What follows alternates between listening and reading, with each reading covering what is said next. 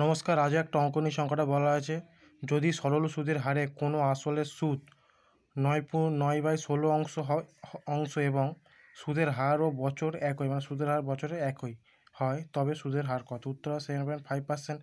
এখানে বছরও বলতে পারে, তার বছর হবে 7.5 বছর। তাহলে ধরি আমরা কি আসল ধরে নিয়েছি পি, আসল পি সমান 16 ধরবো, 16 পি সমান কত ধরবো? 16। কারণ 9/16 নিচেরটা আসল ধরবো, ওপরটা সুদ ধরবো। তাহলে সুদ আই সমান 9 ও সময় টি সমান এক্স বছর, একই বলেছে, সুদের হারও এক্স বছর।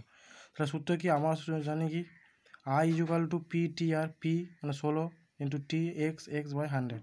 তাহলে 9 গুণ 16, এটা যদি কাটাকুটি করি 4 4 16, 4 25 100, তাহলে কি 4x²/25।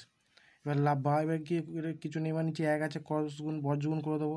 তাহলে গিয়ে 4x² সমান 9 আর 25 গুণ করলে 225, 225 কার স্কোয়ার 15 স্কোয়ার, এই 4-এর স্কোয়ার কত? 4 2 স্কোয়ার, তাহলে 2 মানে স্কোয়ার নিয়েছি, তাহলে 2x², 2x² সমান 15 স্কোয়ার। এই মানে এই উপরের স্কোয়ার, এই উপরের স্কোয়ার কেটে দিলাম, তাহলে কি 2x সমান 15।